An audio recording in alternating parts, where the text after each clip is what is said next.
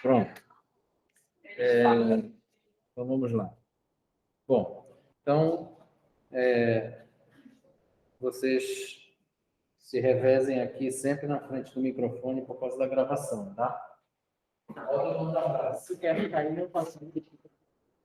Não sei, quer começar? Boa noite a todos. Nós vamos falar sobre o James Fenimore Cooper, sobre a sua principal obra, o The Last Mohicans. Eu sou o Eduardo, Fred. Peraí, deixa eu pegar um pouco já. Bem, vamos falar um pouco dele. Ele foi bastante popular nos Estados Unidos, considerado os principais romancistas, e criou um arquétipo de herói, principalmente um arquétipo de herói sobre o herói indígena, nativo americano. A sua maior produção foi os Stock Tales, foi popular de romances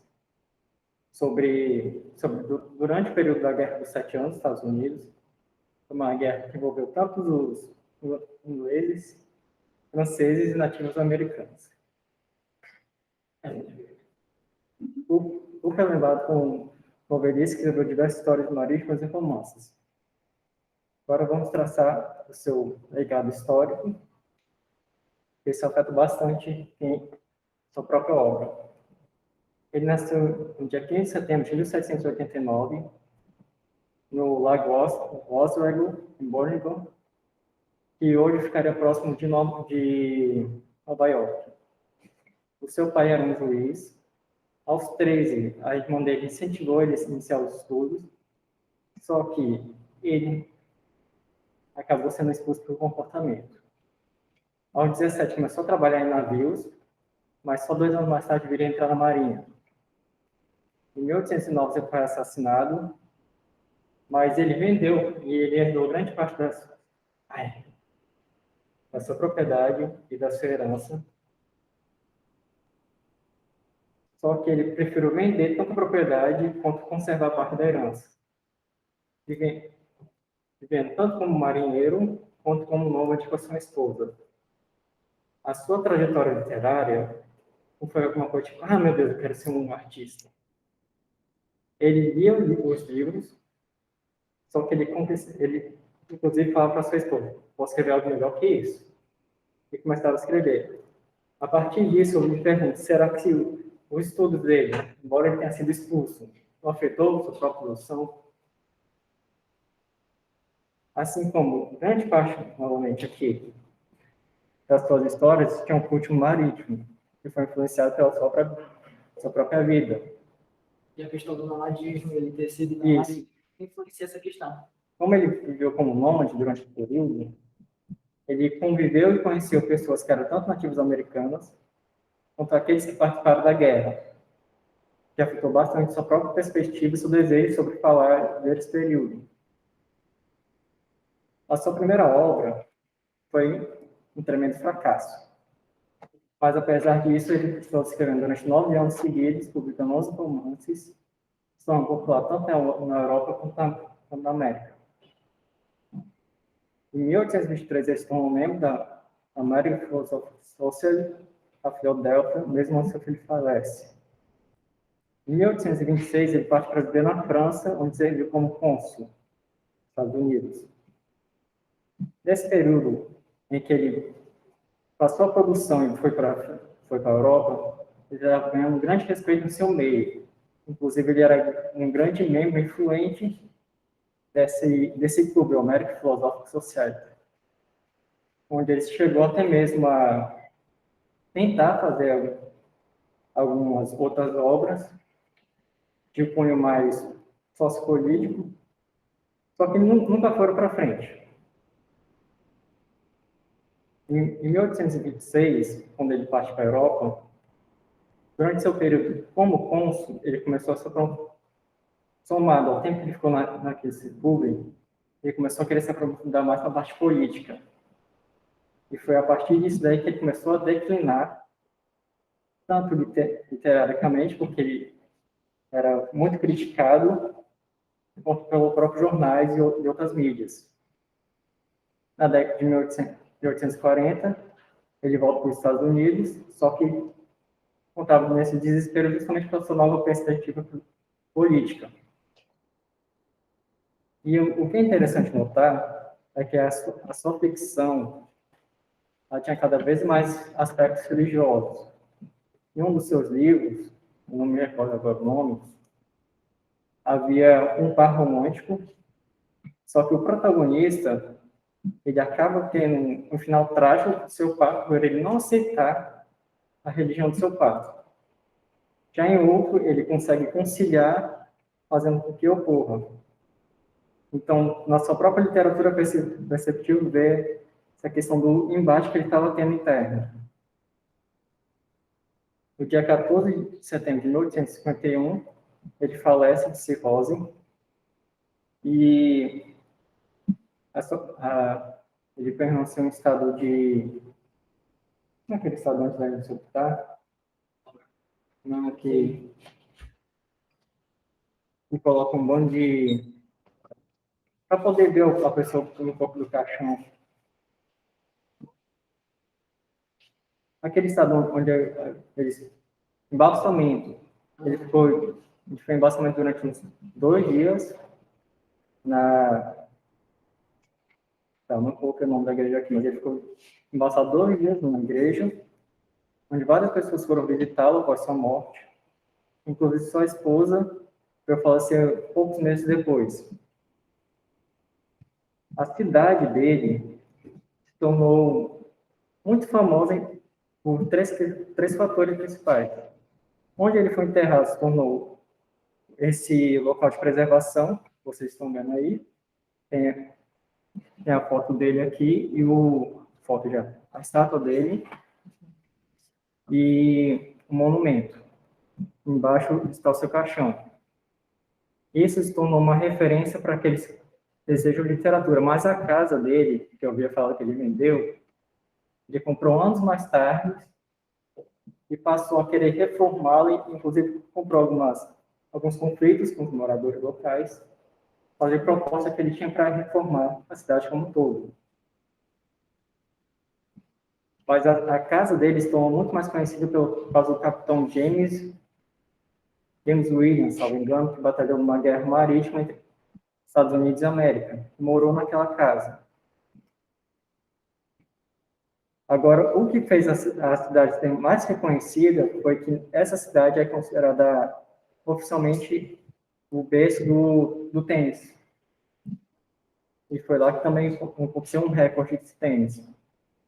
A sua filha, Susan Fenimore, ela se tornou uma escritora e, devido a sua mão ter sido manchada devido a seus posicionamentos políticos, ele foi severamente atacado. Teve que participar da briga judicial, ganhou algumas, mas ainda assim ficou manchado. Ela passou sua vida basicamente tentando entregar essa imagem dele. Suas principais influências foram a ficção de Jane Austen, seu tempo na Marinha, como eu disse, a sua própria formação, por mais que não concluída, em Yale, a Guerra Franco-Indígena, por sua convivência com o período como nômade, e seu pai era um Quaker. E, além disso,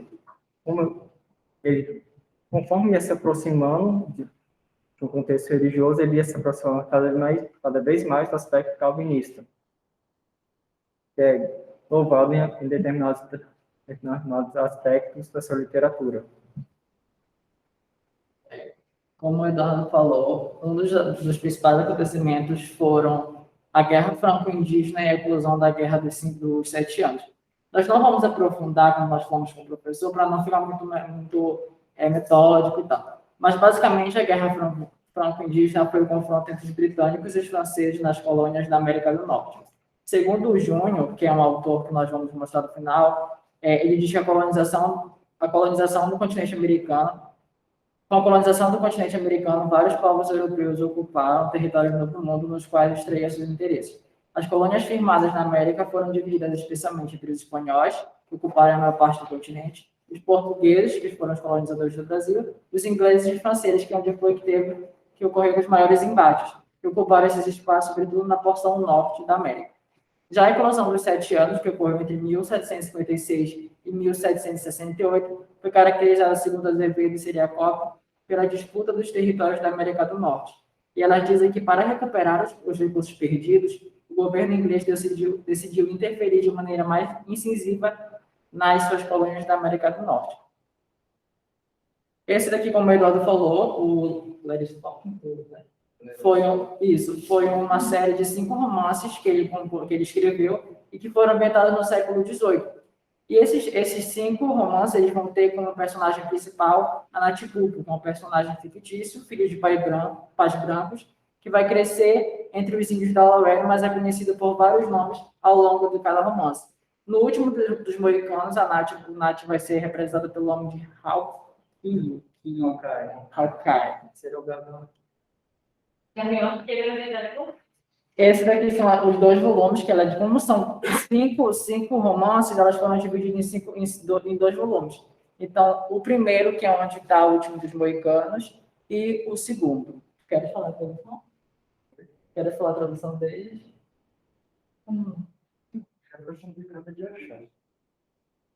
Então, o full name, digamos assim, do livro é o Último dos Moicanos, uma narrativa de 1757. Se nós formos voltar aqui um pouquinho, nós vamos ver que os 2 acontecimentos acontecem um ano antes. Então, querendo ou não, nós podemos dizer que isso influenciou para que o Cooper escrevesse o romance.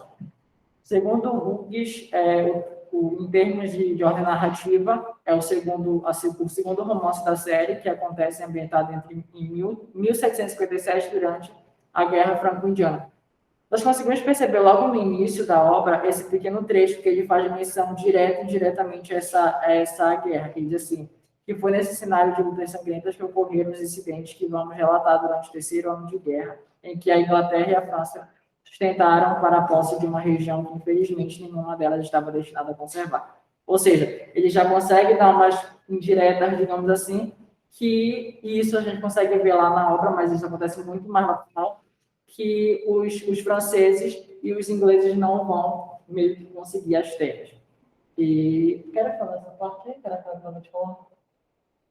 Mas, basicamente, então, aqui ele só vai falar que essa história vai falar sobre uma guerra brutal entre os Iroques, que é um dos povos indígenas, e os seus aliados franceses. Vai falar que tem cruéis capturas, enfim.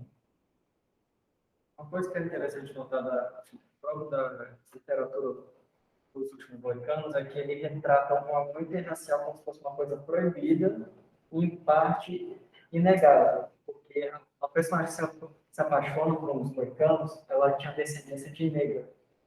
Então, ele diz que, devido à sua descendência, era inevitável ela se apaixonar. A gente já consegue ver esse discurso. E a própria imagem do negro, que a gente vai mostrar daqui a pouco, a gente consegue ver esses estereótipos muito carregados. Então, no livro, nós conseguimos ver direta e indiretamente a formação dos Estados Unidos e a relação entre os homens de diferentes origens, como o Eduardo acabou de falar, especialmente os povos indígenas e os ingleses e os franceses.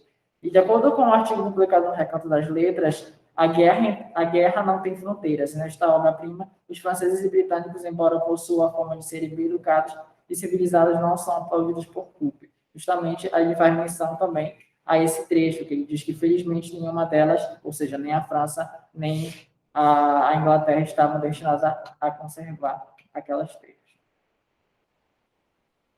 Também é possível nós visualizarmos a suposta imagem característica de como eram os povos indígenas, especialmente os povos indígenas, que viviam no ambiente retratado por Cooper. Segundo as palavras do autor, havia um homem que, pela expressão e modos, se distinguia de todos esses espectadores por não se mostrar curioso nem parecer ignorante. Este notável personagem era extremamente desgracioso. Esse desgracioso está com essa fonte porque na edição que nós tivemos acesso não está meio que fazendo concordância entre o este e o desgracioso. Sem que, no entanto, fosse anormal. De pé, sua estatura ultrapassava a dos seus companheiros, mas sentado parecia ficar reduzido aos limites habituais da nossa raça. Tinha cabeça grande, ombros estreitos e braços compridos, enquanto as mãos eram pequenas, quase delicadas. As pernas e as coxas eram finas, muito magras, mas de um comprimento extraordinário. Só outra coisa. Como o Ted disse, aqui os indígenas são retratados de forma assim, bem estereotipada, com exceção dos moicanos. Os moicanos eles são retratados justamente com esse arquétipo de herói. São apresentados dois personagens, sendo um filho e outro pai. E os dois eles têm esse aspecto respeitoso e de pessoa que você realmente consegue admirar. Enquanto os demais são considerados selvagens e extremamente bárbaros. E esse, embora seja um romance, ele tem um final trágico, porque o filho que se apaixona pela uma das irmãs que ele estava acompanhando durante o percurso, ambos falecem e o pai se torna verdadeiramente o último dos moicanos. Que é o que dá o nome do livro. Os personagens principais, nós selecionamos a Cora e a Alice, que são as duas filhas do Tenente Morro, que elas vão viajar rumo ao pai que está no comando do Forte Henry.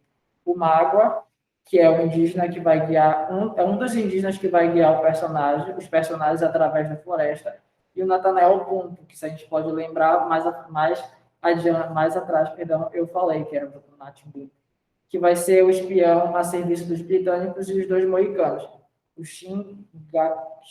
quase o nome do coreano, você fala. E o seu filho, o nome do BTS. E o Lucas. Acho que é justamente o Lucas e a Cora. Isso. E é basicamente essas os principais personagens. E a releitura, nós colocamos duas releituras. Que, primeiro, que assim como aconteceu no Brasil, nós podemos perceber as tensões no processo de dominação e lutas por terras. A luta dos indígenas pela produção de suas terras pode ser vista como um olhar decolonial, uma tentativa de fazer com que suas terras não sejam roubadas e dominadas pelas mãos indígenas. É interessante que, mesmo com isso, nós percebemos que os índios, principalmente os moicanos, eles vão andar de mãos dadas com os ingleses e com os franceses. Só que é meio contraditório, tipo, eles estão andando de mãos dadas com eles, mas no final eles querem dominar as suas terras. Então, por isso que nós colocamos como uma das leituras a questão da luta indígena para preservar as suas terras e para que elas não sejam roubadas e dominadas pelos não indígenas. Referencial na história dos Estados Unidos para nós realmente recrutamos indígenas para confrontar um contra o outro, porque era uma guerra territorial deles, mas no caso dos Estados Unidos, eles recrutavam fazendo promessas de riquezas. Era como nós fazíamos aqui, de simplesmente conquistar seu inimigo, era cedendo riquezas, que não ocorreu. E a questão da busca por ascensão, né? Só que essa questão da busca por ascensão é mais pelas que não são não indígenas. E nós colocamos a busca pela ascensão ao poder por um grupo, como está ocorrendo no Afeganistão, para servir como uma ilustração, mesmo que indireta, para as lutas entre forças opostas, mas com um intuito central, que é o processo de dominação, que é o que nós vamos ver muito quando a gente pesquisa as imagens do livro. É sempre essa imagem do índio forte e do não indígena, sempre em questões de luta por uma dominação das terras. E, por fim, essas são as obras que o Eduardo citou. Uma das principais obras também é do Cooper, O Último dos Moicanos, O Espião, o Caçador. E aqui são as nossas referências. Essa daqui do Azevedo, que foi que eu citei. O Hawkeye, inclusive, ele está nessa obra do espião, porque ele já citado anteriormente, era para um espião na Inglaterra. Né? Isso. Mas, basicamente, a maioria dessas obras todas fazem parte dos cinco romances produzidos por ele.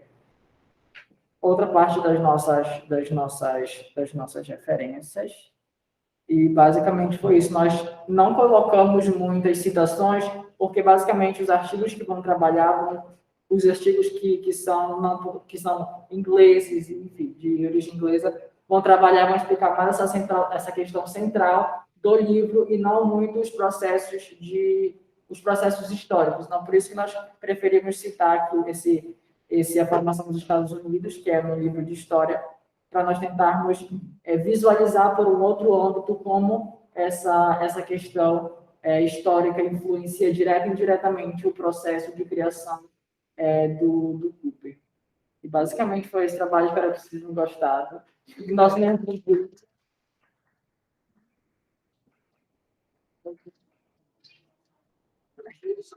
Posso fechar aqui? Deixa que eu vou ajudar. Vocês têm a gente passando do Flamengo, vocês tenham em mente que o Cooper ele colocou um branco no meio dos índios, tá? E desenhou uma história de guerra, tá? Entre várias naturezas, vamos dizer assim. Então, tinha o inglês, tinha o francês, tinha o branco, tinha os índios, tinha o negro, né? Então, vejam que ele colocou todos lá no mesmo lugar. Certo? Daqui a pouco a gente vai estender um pouco esses comentários. Ok? Mas tenham isso em mente, tá bom? Muito bem. Obrigado. Obrigado.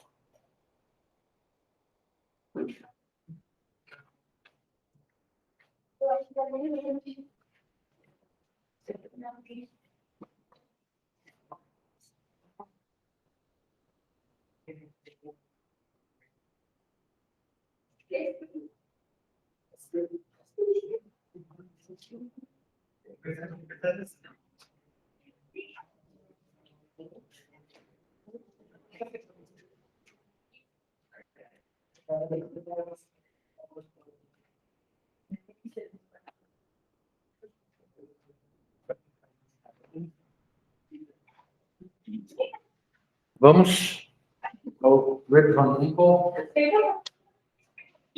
Exato, mas Quando vocês acabarem a apresentação do Rip Van Winkle, então a gente vai fazer a grupo de discussão final.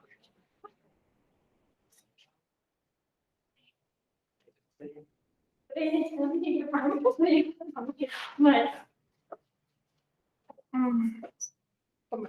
por favor. Quer que eu fale? Tá. Boa noite. Nós vamos falar sobre a obra, né, que é um conto, Rip Van Winkle, do Washington Irving. E no meu grupo é composto pela Amanda, Estela e João. Vai lá. Esse aqui na imagem, né, é o Rip Van Winkle, que é o personagem principal do conto. E em português, algumas obras foram traduzidas como O Dorminhoco, simplesmente, ou Rip Van Winkle, O Dorminhoco. Bem sugestivo. Bem sugestivo. Então vamos lá saber quem é o Washington Irving. Irving ou Irving? Irving. Tá. Ele nasceu em 3 de abril de 1783. Cresceu na cidade de Nova York, Manhattan, sendo o filho mais novo de 11 filhos do mesmo casal. O pai dele era escocês e a mãe era inglesa. Ele se mostrou uma promessa para a literatura desde novinho, e os pais incentivavam a leitura dele. Eles sempre incentivaram essa vertente dele. E aos 15 anos, seus pais e eles mudaram-se para Sleepy Hollow, num vilarejo perto de Sleepy Hollow. Hollow, não de fato esse, que eu coloquei errado aqui. Lá ele teve seu primeiro contato com as montanhas Catskill, onde é ambientado boa parte do Rip Van Winkle. E aos 17, sua família foi para a Europa. Lá eles se mudaram entre a França, a Alemanha, escolheu Suíça por negócios. Em suas viagens, ele envolveu-se com a literatura local e conheceu Sir Walter Scott, que lhe deu alguns ensinamentos sobre a escrita, inclusive o incentivou a tomar folclores e lendas como inspiração. Ele também teve muita inspiração, principalmente no Rip Van Winkle, inspirações dos folclores alemãos. E ele voltou para a América em 1832. Nunca se casou, teve filhos. Quando se estabeleceu em Nova York, novamente dividiu uma casa com seu irmão e esposa, além de 5 filhos do casal.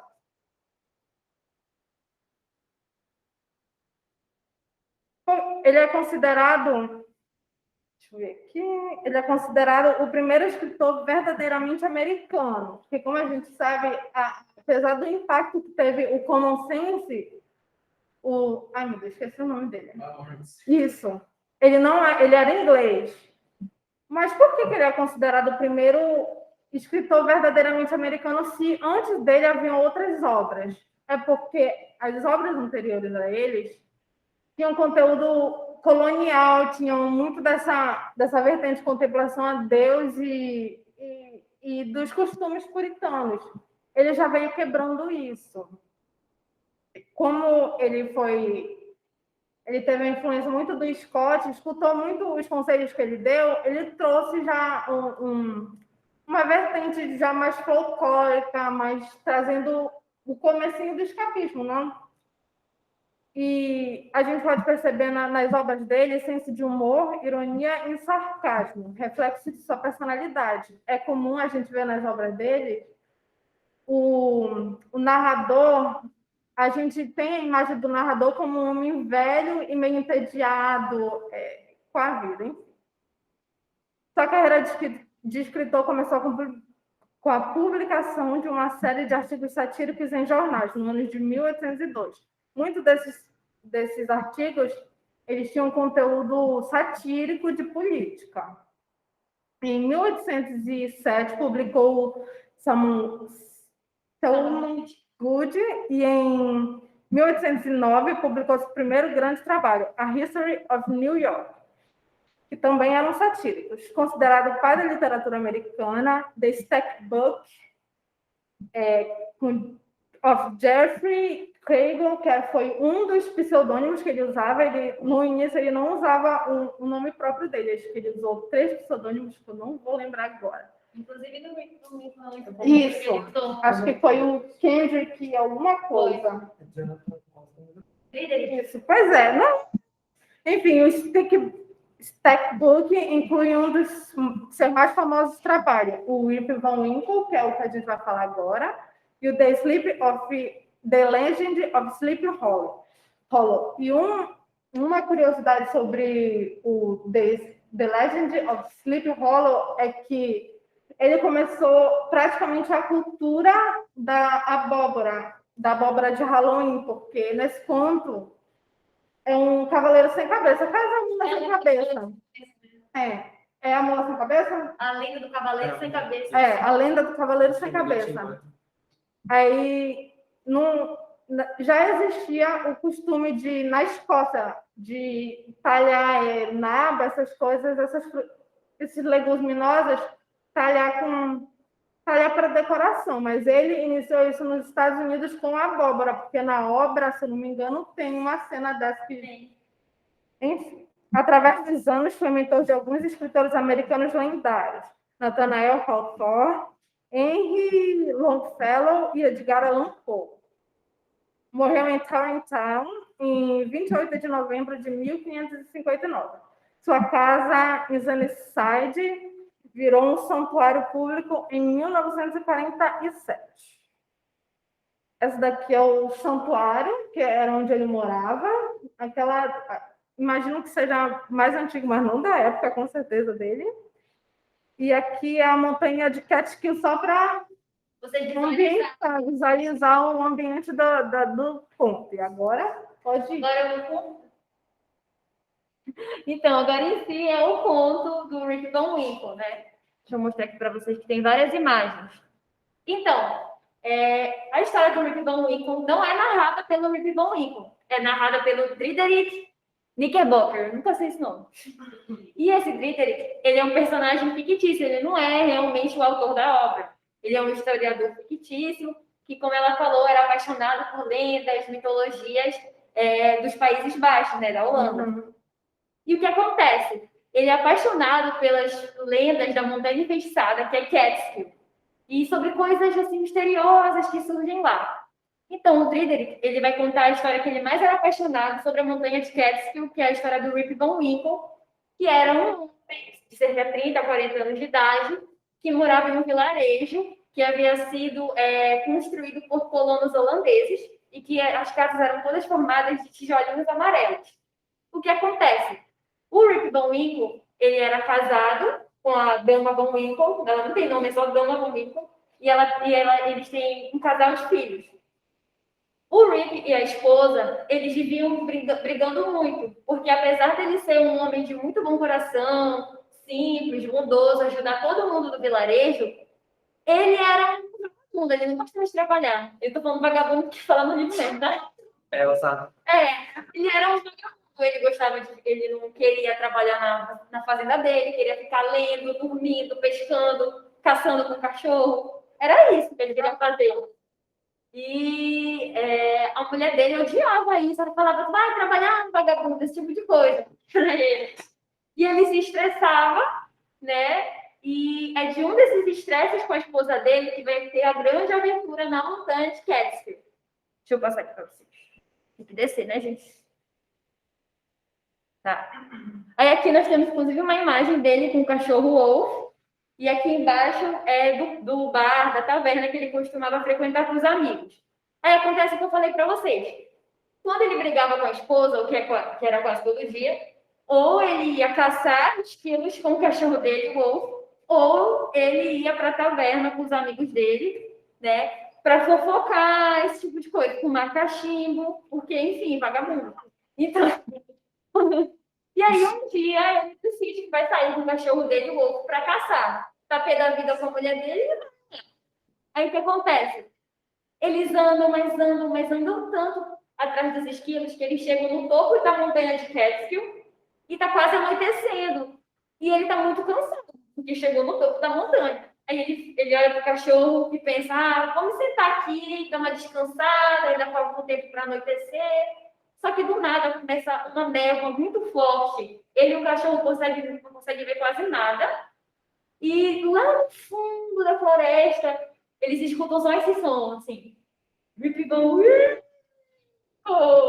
Aí ele se assusta, o cachorro dele se assusta, o cachorro começa a latir. E aí, quando eles veem, é um cara muito baixinho, barbudo, com roupas coloridas, cheias de botões, segurando um barril enorme de rum. E ele simplesmente olha para o Rick Von Winkle e fala, me ajuda a carregar esse barril. E o Rick, como é muito bondoso, ele fala, com certeza, eu vou te ajudar. Aí eles ficam horas e horas durante a noite, caminhando nessa floresta com um barril gigantesco de rum. Até que eles chegam numa espécie de anfiteatro, entre as árvores, e lá tem vários outros pequeninos, que nem o que ele encontrou, e eles estão dançando, eles estão jogando também, um jogo estranho, com uma espécie de pauzinhos e pedras, que é esse aqui que vocês estão vendo na primeira imagem. E ele fica assim, né, super espantado, porque ele nunca viu uma coisa tão curiosa e estranha ao mesmo tempo. Aí, ao mesmo tempo que ele está espantado, as criaturas também estão espantadas com ele, mas o convidam para beber. E ele bebe muito, ele fica extremamente bêbado. Aí ele resolve tirar uma soneca mesmo, né? É a esposa de luxo, basicamente isso. Aí ele dorme, mas quando ele acorda, ele não está mais nesse anfiteatro, no meio da floresta. Ele está de novo no topo da montanha. Ele olha para o lado, cadê a arma de caçar esquilo? Cadê o cachorro? Não tem mais ninguém ali, só ele. Aí ele pensa que os doentezinhos roubaram a arma dele e o cachorro. Aí ele vai atrás deles, de volta no anfiteatro, não encontra ninguém, fica extremamente estressado. Aí ele fala, já me roubaram, vou voltar para casa, né? Fazer o quê? Ele volta para casa, mas está tudo diferente. Nada igual ao que estava antes. Tem várias outras casas, nenhuma delas mais tem tijolo amarelo. As pessoas estão com indumentárias completamente diferentes e ele não reconhece ninguém, absolutamente ninguém. E isso é muito espantoso, porque a todo momento falam o quanto as pessoas gostam dele, porque ele é uma pessoa muito boa. E ele fica espantado de não conhecer ninguém, ele não encontra a esposa, não encontra os filhos. E quando ele se olha na base do rio, ele percebe que ele está muito mais velho, com uma barba gigantesca. Ele quase não se reconhece. E as pessoas começam a soltar várias perguntas para ele. De onde você veio? Você é um espião? E ele não sabe que as pessoas estarem perguntando esse tipo de coisa para ele. Até que ele olha para a taverna em que ele conversava com os amigos e vê que a foto que tinha lá, que era a foto do rei George, aqui, ó, deixa eu mostrar aqui, que era a foto do rei George, ao lado da bandeira da Inglaterra, agora está de uma forma completamente diferente. Ó, agora era a foto desse outro senhor, com a inscrição General Washington. O Washington foi o primeiro presidente dos Estados Unidos, né? Um dos grandes líderes do movimento da independência. E ele fica, o que é esse homem? Até a roupa é diferente, a roupa dele é azulada. A roupa da Inglaterra, eles eram conhecidos como os Red Coats, eles usavam os casacos vermelhos. E ele fica, né? Meu Deus, o que está acontecendo?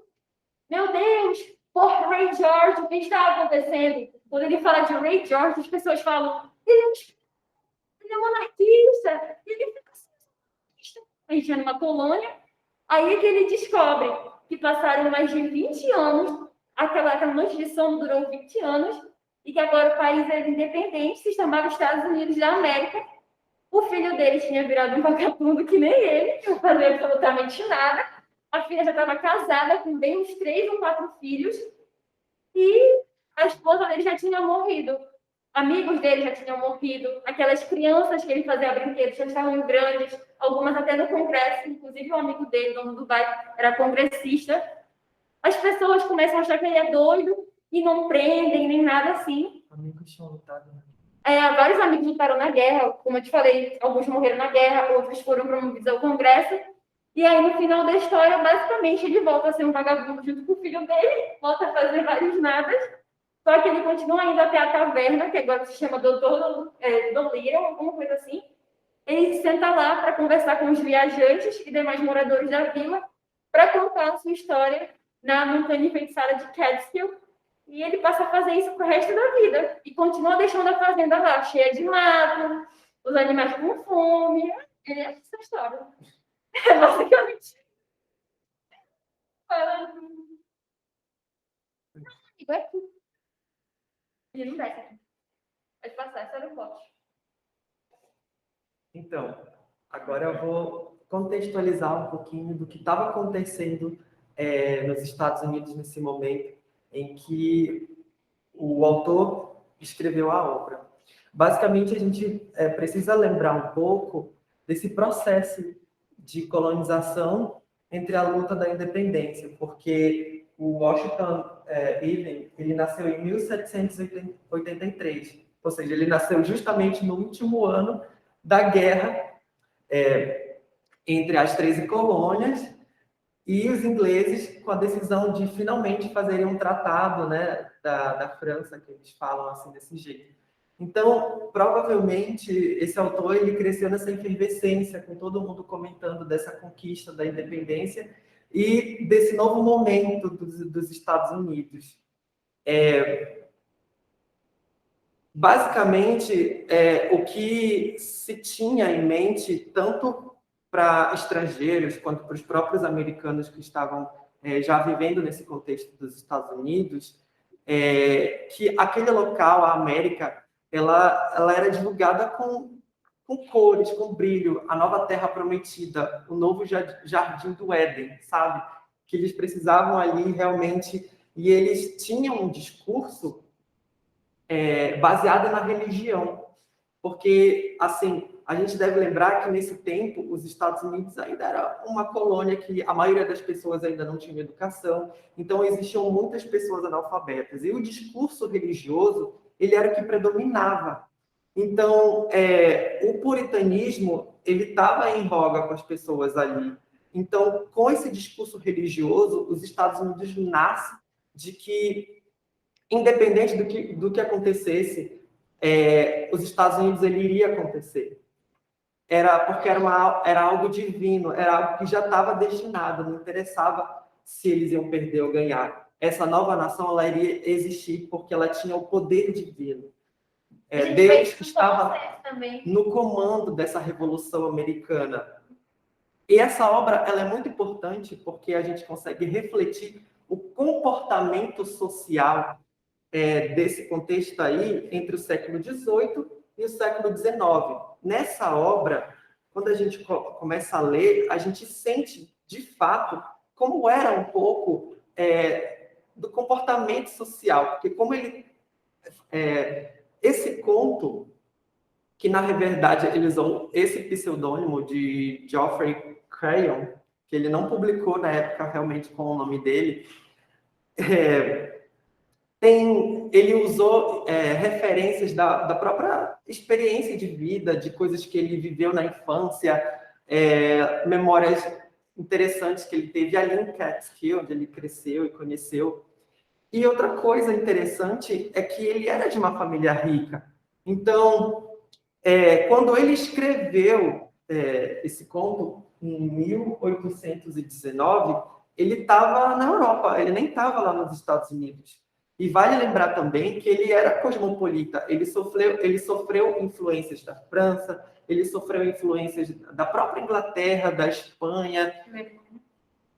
E aí, com essa chegada do romantismo alemão, que é muito refletido no que a gente conversou na aula de ontem, sobre contemplar a natureza, contemplar o escapismo, né? Ter essa dimensão de viver mais relaxado. E esse personagem é justamente isso. Tinha muito esse comportamento das pessoas naquela época. Então, se a gente parar para analisar, é de fato uma crítica social. Porque ele, através do Rip, ele está criticando esse comportamento dessas pessoas que não queriam participar da Revolução. Porque também vale lembrar que existiam pessoas que não queriam participar. E elas tinham que ter esse direito, já que seria uma democracia e que também era algo que eles precisavam refletir entre eles, essas discussões. Imagina, cheio de gente ali, cheio de culturas diferentes. Nesse período, os americanos aí também estavam brigando com os índios para conquistar mais espaços de terra, como realmente eles fizeram. Os índios praticamente foram disseminados assim muito rapidamente. Brigas também com os vizinhos franceses, com os espanhóis, até ter o tratado ali mais embaixo com os mexicanos, essa grande parte de território que eles estavam tendo. Então, realmente, é uma crítica social muito forte em termos de que ele, de fato, era um vagabundo, de fato, ele não era interessado em nada, ele não era interessado em conhecimento. Então, nesse conto, as pessoas podiam parar para pensar, poxa, eu não posso ser assim. Eu não posso ser uma pessoa que não quer estudar, que não quer ter conhecimento, que não quer progredir na vida. Porque agora, a mensagem do puritanismo, ele estava envolvido na política. Porque foi assim, dessa forma, que os Estados Unidos conseguiu convencer todas as 13 colônias de que o progresso, de que a revolução da ciência iria dar certo. E, por coincidência, eles também, nesse momento, acabaram descobrindo a eletricidade de Tesla. Então, essa experiência tomou muito mais força e de que, realmente, de fato, se a gente for parar para pensar, realmente parece uma profecia divina, porque hoje os Estados Unidos realmente é uma superpotência. Então, com essa base da literatura alemã que começou a refletir nos Estados Unidos, ele foi o primeiro a expor essa questão do eu individualizado, vou pegar aqui as anotações, da contemplação, do sublime. Quando ele chega no monte, ele para com o Wolf, que é o cachorro, ele contempla a paisagem. A gente sente isso na literatura. Ele para olhar, ele para admirar, antes de acontecer toda aquela paranoia que a gente já sabe que aconteceu. Mas são as referências características desse tipo de literatura. E ele se consagrou, e apesar de ser um texto curto, ele é tão rico em detalhes que a gente se surpreende de quantas críticas tem ali, quantas dimensões se baseiam ali, e é por isso que essa obra ela também é considerada como uma ficção, como um conto de fadas. E, assim, essa expressão do nome dele, até hoje nos Estados Unidos, ela virou uma referência para desleixo. Exatamente. Eu não posso perder meu tempo, porque o tempo passa muito rápido. Se eu deixar para amanhã, eu vou ficar barbudo, velho, eu vou perder tudo que eu tenho. Então, de fato, se tornou até cultural de não deixar o que a gente tem para fazer hoje para amanhã. É um apelido. Quando te chamam, tem um apelido do grupo bom, quando tu é preguiçoso, dormilhoso, eles chamam assim. Não pode ser? Pronto. Pois é, a gente já até comentou aqui também outras características do homem fora do tempo. No romantismo, ele também aparece em outras obras, inclusive, até hoje, na cultura pop, ele é presente. a gente tem hoje em dia a referência do Capitão América, a gente tem Star Wars também brincando com essa relação de tempo. Então, até hoje, isso faz parte de brincar com essa questão metas físicas, né, cristais de tempo.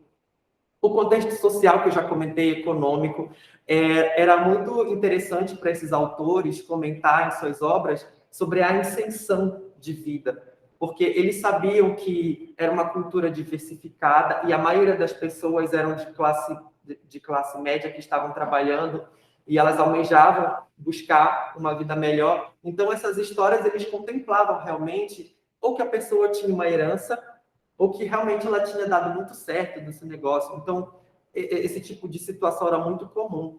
E a gente sente o crescer da nacionalidade americana, porque, de repente, ele está ali conversando, ele ia para a taberna conversar com os amigos, e eles estavam criticando justamente o fato de, poxa, o rei George vai cobrar mais impostos, e a gente daqui a pouco vão cobrar impostos pelo ar. Porque é tanto imposto, a gente não pode mais, assim, eles estavam contando a realidade da colônia. E daí ele perdeu todos esses fatos, ele perdeu a revolução. E aí, quando ele acorda, o país dele não é mais, a colônia não é mais, não pertence mais à Inglaterra, agora os Estados Unidos é independente. E aí ele começa a ver os conflitos de um país democrático, né? Se você é republicano, se você é democrata, e aí ele não sabe o porquê desse tipo de discurso. Então, era de fato o que as pessoas nos Estados Unidos estavam vivendo, se elas iam se tornar republicanas, se elas iam se tornar democratas. Então, realmente é um texto muito nacionalista e que conta, de fato, apesar de ser um texto fictício, esse momento histórico que essa nação estava vivendo. Esse aqui é uma estátua dele que está lá em Nova York, que então as pessoas podem ali bater foto com ele, e ele virou esse símbolo. E eu acabei, assim, até brinquei ontem que depois que eu estava lendo esse texto, diz que para depois dormir. Eu fiquei assim, não sei se eu estou preparado para dormir agora. Outra questão que eu queria contemplar, além de tudo que eu já falei,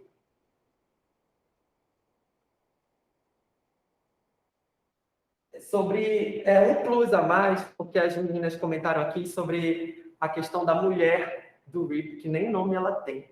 Nem nome ela tem. Segundo os documentos que eu estava pesquisando, existe uma dissertação publicada em 2002 de encontros de documentos pessoais do autor Irving sobre o que ele achava das mulheres. E ele escreveu uma carta que ele diz o seguinte, sobre um amigo dele que está indo noivar.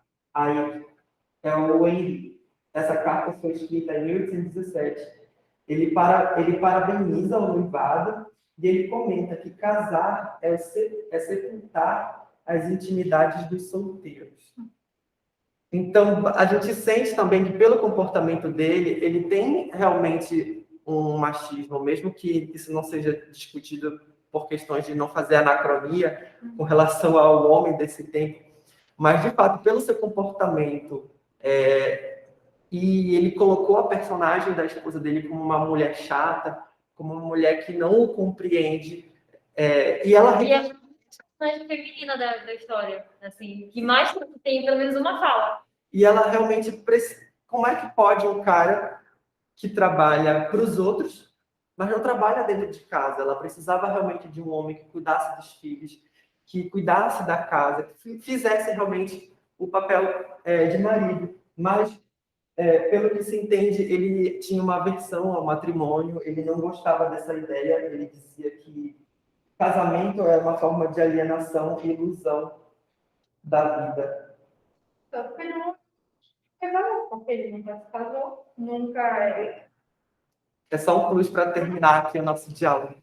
E, professor, a gente tinha colocado também um vídeo que nós encontramos, bem Disney, assim, dos anos 40, que é do Rip Van Winkle, mas está em PDF, nem dá para vocês verem. Mas depois, se vocês quiserem ver, vocês procuram no YouTube. Rip Van Winkle, do Terry Coons. Aí aparece lá, é muito engraçado, gente. Pode assistir. Tem 5 minutos. Ah, e quem quiser, existe o filme dessa história, que foi lançado no Brasil por meio da TV Cultura, chamado Contos de Fadas, também está disponível no YouTube, dublado. Assim, eu esqueci também de ensinar os filhos da educação é você um filme de 93, eu acho. Muito bem.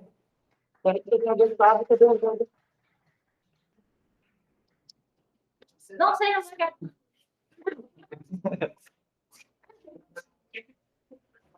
Bem, nós precisamos pontuar algumas coisas, tá? Vocês precisam lembrar que quem colonizou a Inglaterra foi a França, tá? E quem colonizou os Estados Unidos foi a Inglaterra. Então, tanto os franceses quanto os ingleses estavam acostumados a essa dominação, certo? A ser os dominadores. Então, tanto no Rip Van Winkle quanto no Último dos Moicanos, existe o questionamento de quem é que tem a função social de dominar, se é o homem ou a mulher. Quem na sociedade deveria ter os papéis mais importantes, né? Quem era que tinha que dar as ordens, quem não tinha. Então, essa crítica, ela já existia lá na sociedade americana, como a gente já viu, né? Então, isso foi colocado nessa obra, especialmente no Rip Van Winkle. O segundo aspecto, que é uma consequência desse primeiro, é que tanto o Rip Van Winkle quanto o Último dos Moicanos é, na verdade, um grito de liberdade, tá? E eles, tanto uma obra quanto a outra, representa o anseio pela liberdade. Junto com isso, tem aquela pergunta que eu já disse para vocês, que desde o Thomas Paine, que ele já vinha tentando fazer as pessoas se conscientizarem disso. Tá bom, todo mundo anseia a liberdade, mas o que é que nós vamos fazer com essa liberdade? Então, o ócio, né? Essa coisa do vagabundo, que também não era assim, né? Mas podia pensar que fosse, né? Mas o fato de querer escapar das responsabilidades, querer fugir dos problemas, e junto com isso, buscar esse apoio da natureza, né? E dos seres encantados que se costuma dizer que existem lá. Então, por causa disso, o Washington Irving, ele considerava o Catskill, a montanha de Catskill, como sendo uma montanha enfeitiçada, cheia de magia. E o Sleep Hollow é como se fosse uma continuação da história do Rip Van Winkle, segundo alguns estudiosos, tá? Mas o X aqui, quer dizer, o ponto mais importante é que tanto no Rip Van Winkle quanto nos Moicanos existe essa coisa de você dar a mão para alguém para lutar por uma liberdade, por não deixar a dominação ser mais forte do que esse sonho de liberdade.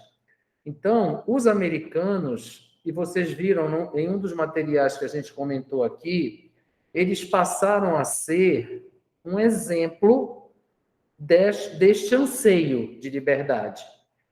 Só que algumas pessoas, ou uma parte da população americana, não queria essa liberdade. E eles questionavam, diziam, tá bom, mas o que é que nós vamos fazer com essa liberdade? Como é que nós vamos andar no trilho? Alguém sabe? Ninguém sabe. E aí, com isso, vinha todos esses questionamentos. Então, o Rip Van Winkle representava uma dessas pessoas. Ele dormir e passar 20 anos e não ver a liberdade, não ver que o país politicamente evoluiu, que não era mais colônia, que passou a ser uma república, uma federação de liberdade, não sei o que mais. Ele não viu nada disso. Então, o que foi melhor para ele? Dormir e não assistir nada disso, porque aí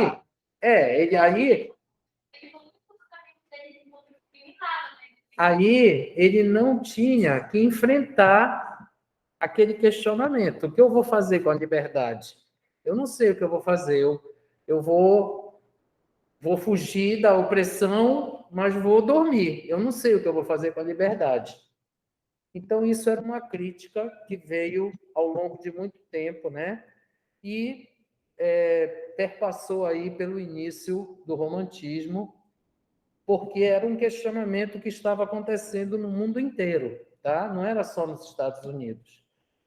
Nos Estados Unidos a coisa foi mais, vamos dizer assim, intensa, porque era o momento que eles estavam vivendo, mas isso também estava sendo questionado na Europa. Vocês sabem da Revolução Francesa, o João falou naquele dia o égalité, fraternité, né? Então, estava sendo questionado isso em todos os cantos do mundo. Então, tanto o Rip Van Winkle quanto o Último dos Moicanos era a convivência de todos os povos, certo? Dentro do território americano, em liberdade, com aquela interrogação: o que nós vamos fazer com essa liberdade? Então, por exemplo, os moicanos não queriam que ninguém dominasse a terra deles, certo? E aí no meio disso, tinha índio, tinha branco, tinha negro, todo mundo lutando pela liberdade. Essa era a visão dos autores daquela época. E esses dois aí, tanto o Washington Irving quanto o Cooper, eles não estavam, vamos dizer assim, enfronhados lá no território americano. A maior parte, vamos dizer assim, da vivência deles e da influência que eles tinham era europeia, tá? Então, das reformas alemãs, né, daquela coisa da filosofia alemã e das liberdades que estavam nascendo ali. E eles, então, trouxeram isso com aquelas características do romantismo. Então, por exemplo, alguns estudiosos dizem que o Rip Van Winkle não tomou rum nenhum. Ele encontrou duendes na floresta, né? E que deram a ele uma bebida mágica qualquer que o fez morrer por 20 anos. Então, aquilo não era bebida nenhuma, não tinha rum, não tinha nada, que rum não faz você dormir 20 anos. Vocês, por exemplo, vocês têm, aqui na nossa literatura, vocês têm a história do Macunaíma, por exemplo. O Macunaíma era um ser encantado que passeava pela floresta, né? E tinha todo tipo de experiência com os seres encantados da floresta. O Rip Van Winkle não estava na floresta, estava na montanha, que também era encantada, e muito provavelmente o que o Washington Irving quis dizer foi que ele encontrou esses seres que acabaram enfeitiçando ele e o privaram de viver o sonho de liberdade.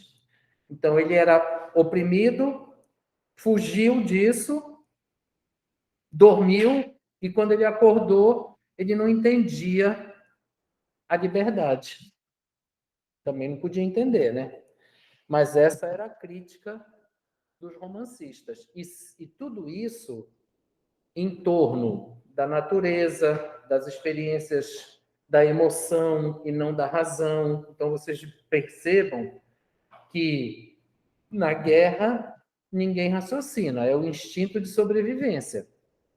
O Rip Van Winkle não raciocinava, tanto que ele ficou sem saber o que fazer. Aí ele ia lá para a tal da taberna contar a história dele para quem quisesse ouvir. Ele continuou fazendo a mesma coisa que ele fazia antes.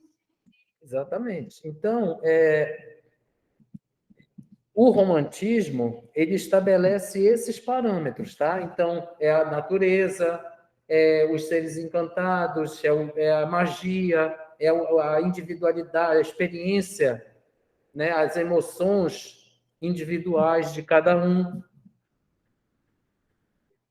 é isso, tá? Então, nós estamos neste momento aí, e vocês percebam o seguinte, tanto o Cooper quanto o Washington Irving, eles também tiveram problemas na vida deles, né? Porém, eles não se transformaram em Edgar Allan Poe. Por quê? Porque eles tinham família equilibrada, tinham boa educação, tiveram acesso a um equilíbrio, né, familiar e de educação que o Edgar Allan Poe, infelizmente, não teve. Então, eles não entraram naquele grupo do Dark Romanticism, porque eles não tiveram essa experiência, né? Já os outros, infelizmente, enveredaram por esse caminho. Tá claro isso, gente? Então, pronto. Tá ótimo, muito obrigado. As análises foram realmente nessa direção, tá? Vocês fizeram um seminário e é isso que a gente espera, tá? Que vocês leiam as obras com esse olhar crítico, tá? Não é só ler para treinar o português de vocês, porque isso vocês já não precisam mais tanto, né? Mas é ler as obras com esse olhar crítico, tá? Que vocês possam associar os personagens, o contexto histórico, a trama, com a visão crítica daquilo que está acontecendo. E se vocês pensarem bem, nós acabamos... Hoje o STF está julgando o tal do marco regulatório das terras indígenas, né? Então, isso é opressão, isso é dominação. Todo mundo continua querendo expulsar o índio da terra, né? Querer explorar as riquezas que estão lá dentro da terra dos índios, certo? Então, continuamos tendo as guerras. Nós estamos lá no Afeganistão agora com esse ponto X aí, né? Esse ponto crucial. Só que lá a mulher que é submissa, mas se vocês pensarem bem, tem vários grupos de mulheres fora do Afeganistão tentando impedir que aquilo se repita. Então, o que é isso? É a luta pela liberdade, é o sonho de liberdade, o escape da opressão. Então, nós estamos vivendo isso, nós continuamos vivendo isso, certo? E eu não sei, sinceramente, o que vai acontecer aí com esses índios depois, se, né, esse tal desse marco regulatório ele for aprovado. Vamos ver, né, o que vai acontecer. Mas eu tenho a impressão que eles vamos dizer assim, eles vão ser extintos. Eles vão entrar, vai ser igual o dinossauro, vai entrar em extinção. Porque ninguém vai mais querer ser índio, né? Mas vamos esperar para ver o que vai acontecer. Mas nós estamos vivendo esse sonho de liberdade, essa luta pela não dominação, pela não opressão, está aí, em vários lugares para vocês pensarem. Tá certo? Muitíssimo obrigado, então. Vamos encerrar por aqui. Deixa eu parar aqui a apresentação e a gravação. Bem, eu quero dizer a vocês